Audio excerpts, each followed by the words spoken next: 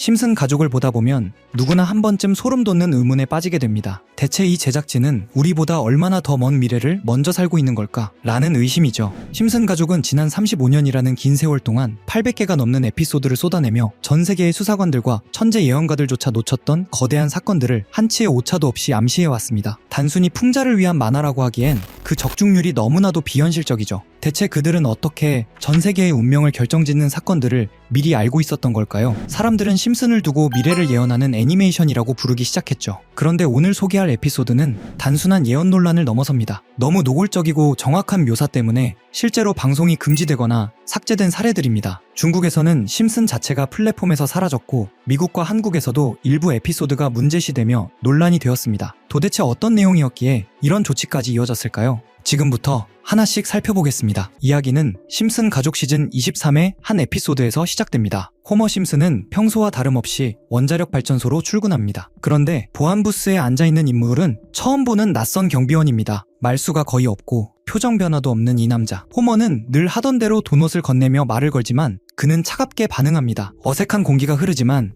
호머는 쉽게 물러서지 않습니다. 점심을 같이 먹자고 하고 퇴근 후 술 한잔 하자며 그를 끌고 나가죠. 처음엔 완전히 무덤덤하던 이 남자도 시간이 지나며 조금씩 마음을 여는 듯 보입니다. 그의 이름은 웨인. 그러나 웨인은 평범한 경비원이 아니었습니다. 어느 날 호머와 웨인이 함께 술을 마시던 중 술집에서 강도 사건이 발생합니다. 웨인은 망설임 없이 범인을 제압하고 이 모습을 본 마을 사람들은 그를 두려워하기 시작합니다. 소문은 빠르게 퍼지고 급기야 러시아 첩보요원이라는 이야기까지 돌게 됩니다. 결국 웨인은 직접 입을 열어 자신의 과거를 밝힙니다. 과거 비밀작전에 투입됐던 요원이라는 사실이 드러나며 그 작전의 배경이 바로 북한이었다는 설정이 등장합니다. 그는 한때 북한 특수작전에 연루되었고 전투 중 큰 트라우마를 겪은 뒤 조용히 살아가기 위해 지금은 경비원으로 일하고 있었다는 것이죠. 그리고 에피소드 후반부 가장 논란이 된 장면이 등장합니다. 웨인의 과거가 회상 장면으로 자세히 묘사되는데 그는 북한의 포로로 잡혀 있었고 당시 지도자를 찬양하는 뮤지컬 제작에 강제로 참여합니다. 무대 위에는 북한 군복을 입은 어린이 합창단이 등장하고 훗날 알려진 북한의 집단 공연을 연상시키는 모습입니다. 이 장면이 특히 주목받는 이유는 방영 당시에는 북한 내부 문화나 체제에 대한 정보가 지금처럼 널리 알려져 있지 않았다는 점입니다. 그래서 일부 시청자들은 어떻게 이런 묘사가 가능했을까라는 의문을 제기합니다. 군사 도발, 해킹과 자금 세탁, 그리고 애니메이션 속 설정까지 이 모든 연결고리는 정말 우연일까요? 아니면 이미 알려진 정보들을 극단적으로 풍자한 결과였을까요? I love Chinatown, although I wish they'd stop picking on Tibet Town. I'm considered pretty smart. Well, Tibet was considered pretty independent. How'd that work out? How dare you make light of that brutal? Mind your manners, Lisa. Such loving discipline. Lisa Simpson, your school champion. Wow, I better make the most of this. Free Tibet! There'll be time for that later. 중국은 역사적으로 티베트가 자신들의 일부라고 주장하며 자치구로 편입시켰지만 티베트인들은 이를 명백한 강제 병합이라 부르며 지금 이 순간에도 처절하게 자유를 외치고 있습니다. 국제사회에서 가장 민감하게 다뤄지는 이 영토와 인권 문제를 심슨은 정면으로 다뤘습니다. 티베트의 고유한 문화와 그들이 처한 억압의 현실을 에피소드 속에 노골적으로 녹여낸 것이죠. 자신의 정당성을 선전해야 하는 중국 정부의 입장에선 그들의 치부를 전 세계에 알리는 이 애니메이션을 그대로 놔둘 리 없었습니다. 이것은 단순한 우연일까요? 아니면 시대를 꿰뚫는 통찰일까요? 여러분의 생각은 어떠신가요? 심슨 가족 시즌 30에는 유독 눈길을 끄는 에피소드가 하나 있습니다. 이야기는 바트가 어느 날 한 게임에 깊이 빠져들면서 시작됩니다. 바트는 친구들과 팀을 만들고 본격적으로 토너먼트 대회를 준비합니다. 하루가 다르게 몰입도가 커지자 이를 지켜보던 아버지 호머는 걱정을 감추지 못합니다. 혹시 아들이 게임 중독에 빠진 건 아닐까 하는 불안 때문이었죠. 하지만 상황은 생각보다 단순하지 않았습니다. 이미 상금이 걸린 글로벌 규모의 대회가 진행 중이었고 바트가 뛰어든 세계는 단순한 취미의 수준을 훌쩍 넘어서 있었습니다. 고민 끝에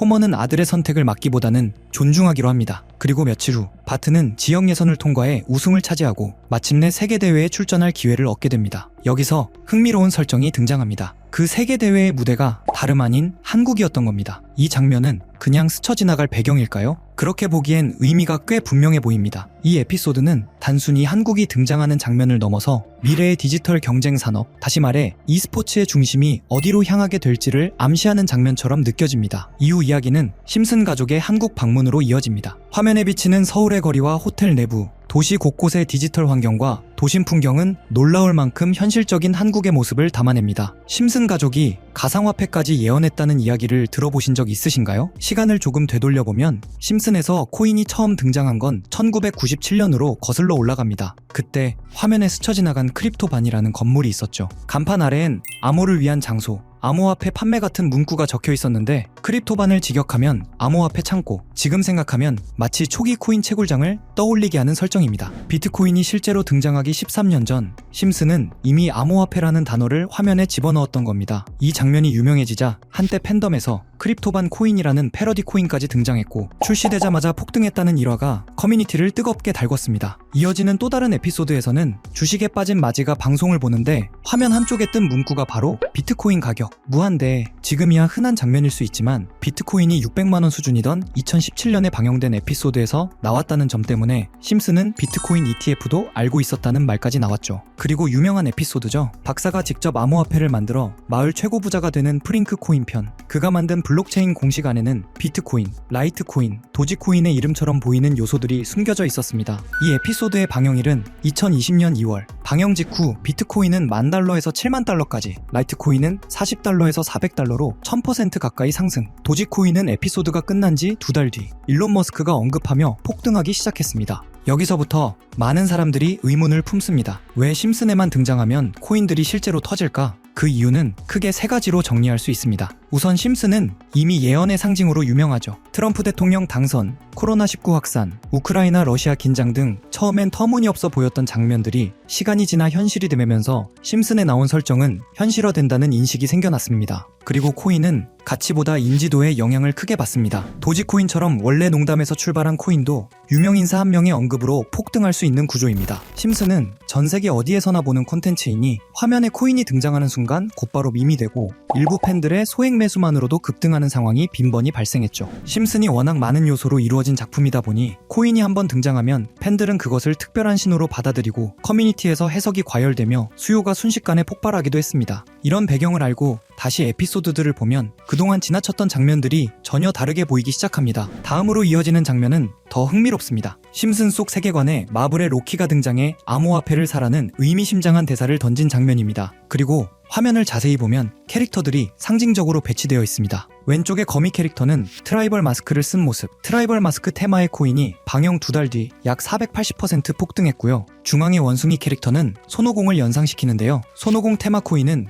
무려 56만 상승하며 화제를 모았죠. 그 옆에는 긴 머리와 수염, 흰 옷의 예수 이미지가 있는데요. 예수 테마 밈코인 역시 출시 후 720% 상승했습니다. 이 모든 폭등이 에피소드 방영 후 몇 달 이내에 일어났다는 점 때문에 또 한 번 소름이 돋는데요. 그리고 마지막 캐릭터, 보라색 몸에 주황 줄무늬, 뾰족한 귀, 길게 늘어진 꼬리, 웃는 듯한 표정의 개 또는 늑대. 이 캐릭터가 누구인지 찾기 위해 분석을 시도했고 AI들에게 물어보니 모두 같은 답을 내놓았습니다. 그 정체는 알레브리에, 멕시코 문화에 등장하는 상상 속 동물입니다. 그래서 알레브리에 코인을 찾기 시작했고 해외 커뮤니티에서는 이미 이와 유사한 코인 이름이 오르내리고 있었습니다. 그 코인은 얼마 전까지만 해도 거래량이 거의 없었지만 최근 며칠 사이 200% 가까이 상승하며 팬들의 관심을 받고 있습니다. 특히 심슨 속 캐릭터 코인들이 대체로 방영 후 몇 달 안에 수백에서 수십만씩 폭등했던 패턴을 생각하면 이번에도 같은 흐름이 이어질 수 있을지 많은 커뮤니티에서 지켜보는 중입니다. 100만원 투자해서 10억을 번 손오공 코인 투자처럼 될지도 모르는 일이지만 제가 이 코인 이름을 알려드리면 1,000원, 5,000원 정도만 그냥 재미로 넣어두는 걸 추천드리고요. 이제 제가 며칠 만에 알아낸 코인명 알려드릴 건데 코인명 오픈한 영상을 이틀 전에 그대로 업로드했더니 유튜브에서 경고 메시지가 와서 하루 만에 삭제했고요. 지금부터 공유해드릴 건데 먼저 제 채널 구독 버튼 눌러주시고요. 그 다음 제 번호 아시는 분들 있죠? 010-8480-8147 제 번호로 구독 완료 남겨주시면 제가 보는 대로 구독자분인지 보고 문자 남겨드리고 있습니다. 저도 몇 날 며칠을 찾아서 알아낸 정보인 만큼 구독 눌러주시는 분들에게 알려드리고 있고요. 다만 여기서 중요한 점은 누군가의 말만 믿고 무리한 투자를 하는 것은 위험하며 코인 시장은 어디까지나 변동성이 큰 영역입니다. 오늘도 시청해주셔서 감사합니다. 다음 콘텐츠에서 또 흥미로운 이야기로 찾아오겠습니다.